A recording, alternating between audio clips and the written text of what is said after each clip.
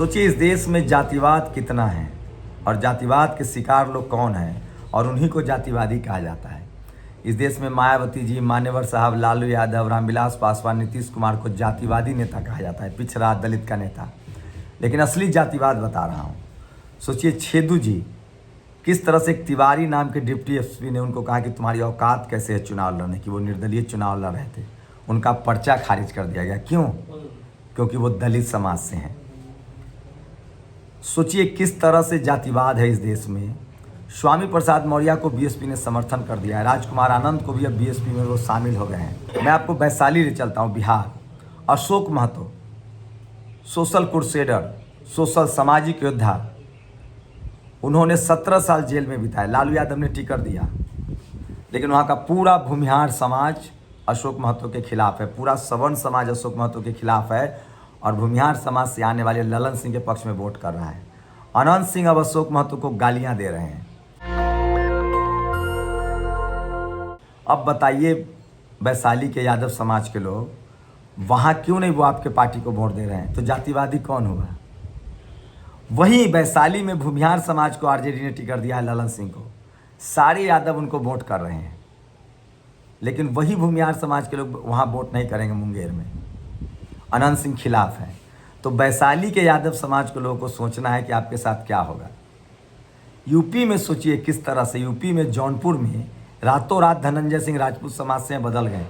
राजा भैया ने उनके लिए बैटिंग की, अमित शाह से बात की, उन्होंने चुनाव लड़ने से मना कर दिया। बहन जी ने रात 1 बजे श्याम यादव को फ़ोन किया, जो सिटिंग एमपी है। उन्होंने कहा कि ठीक है, मैं चुनाव लड़ूंगा। तो अपने होते हैं। तो स्वामी प्रसाद मौर्य को बीएसपी ने समर्थन दिया है। राजकुमार आनंद दिल्ली में जो सोशल जस्टिस मंत्री थे आम आदमी पार्टी के, उन्होंने बीएसपी ज्वाइन कर लिया है। लेकिन सबसे बड़ी बात है, सोचिए अखिलेश यादव के महाराणा प्रताप की मूर्ति छूने पर मूर्ति को धोया गया। पता नहीं अखिलेश यादव कब समझेंगे। तो ये सबसे बड़ी खबर है। लेकिन बात वैशाली की। वैशाली में करंट चल रहा है, अंदर करंट है दलित पिछड़ों का। मैं छेदू जी के लिए चुनाव लड़ रहा हूँ। अब इस देश में वैशाली चुनाव के बाद हर लोकसभा में छेदू जी जैसे लोग होंगे और बहुजन समाज के लोग बिना धनबल के भी चुनाव जीतेंगे। मैं क्यों चुनाव लड़ने आया हूँ? ताकि आरजेडी के झंडा उठाने वाले यादव, कुर्मी, कुशवाहा को टिकट दिया जाए। कोई मुन्ना शुक्ला ऊपर से आकर, जो कल तक दूसरी पार्टी में था, आज पैसे के दम पर टिकट न खरीद ले। मैं क्यों वैशाली से चुनाव लड़ रहा हूँ? कोई भी पार्टी हो, कोई दलित, पिछड़ा, किसान, आदिवासी, अल्पसंख्यक का बच्चा गरीब है और वो समाज का काम कर रहा है, पार्टी का काम करे, तो पार्टी उसको टिकट देना कि पैसे वाले को, न धनबल वाले को, न बाहुबल वाले को। क्या आरजेडी को कोई यादव, कुर्मी, कुशवाहा नहीं मिला था? कोई दलित पिछड़ा नहीं मिला था? चिराग पासवान, जिसकी घर तोड़ दिया बीना देवी ने, उनको उन्होंने टिकट दिया है पैसे के दम पर। क्या चिराग पासवान जी की पार्टी में कोई दलित पिछड़ा नहीं था, आदिवासी नहीं था? रामविलास जी तो कहते थे कि मैं उस घर में दिया चलाने चला हूँ जहाँ सदियों से अंधेरा है। बीना देवी के घर में तो वाइपर लाइट जल रहा है, 200 करोड़ की मालकिन है, सब जानता है। तो वैशाली के मालिकों में आपसे गुजारिश कर रहा हूं कि आप बहुजन बनकर वोट कीजिए। पूरे देश में आपके साथ छल हो रहा है। अखिलेश यादव के छूने पर मूर्ति धोई जा रही है। लालू यादव के बैकवर्ड कैंडिडेट को मुंगेर में सवर्ण वोट नहीं कर रहे हैं।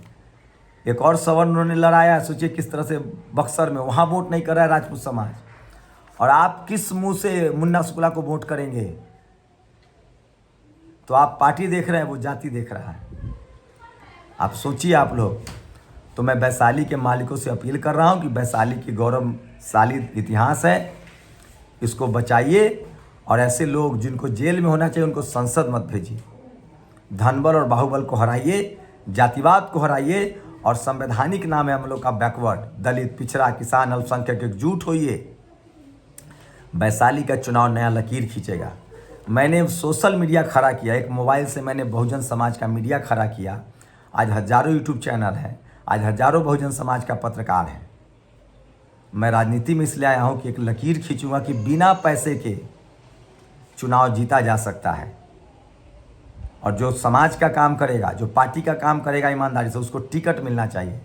तो मैं किसी भी दल में दलित, पिछड़े, बैकवर्ड है, उनकी लड़ाई लड़ रहा हूँ, ताकि कल उनको इसलिए टिकट न कट जाए कि आपके पास पैसा नहीं है। तो मेरी लड़ाई धनबल के खिलाफ है, बाहुबल के खिलाफ है, बैकवर्ड के लिए है, बहुजन के लिए है, शोषित पीड़ित के लिए है। मेरी लड़ाई जातिवाद, मनुवाद, ब्राह्मणवाद के खिलाफ है। मेरी लड़ाई बहुजन महापुरुषों के सम्मान के लिए है, बहुजन नेताओं को सम्मान के लिए है। तो मैं इसलिए कह रहा हूँ वैशाली के मालिकों, आप लोग सचेत हो जाइए। और एक बात सुन लीजिए, बीजेपी नहीं आ रही है सत्ता में, और कल 150, 10, 20 सीटों की कमी होगी बीजेपी के, तो सभी दलों के सवर्ण एकजुट होकर बीजेपी का समर्थन करेंगे और मुन्ना शुक्ला उसमें सबसे आगे होंगे, जैसे आनंद मोहन का बेटा ने लालू यादव की पार्टी को धोखा दिया। शुक्रिया। नेशनल दस्तक की आपसे गुजारिश है कि अगर इसको बचाना चाहते हैं तो नेशनल दस्तक को सब्सक्राइब करने के लिए रेड कलर के सब्सक्राइब बटन को दबाएं, फिर बेल आइकन की घंटी दबाएं। नेशनल दस्तक को बचाने के लिए बहुत जरूरी है कि हर खबर को शेयर करें, लाइक करें, कमेंट जरूर करें।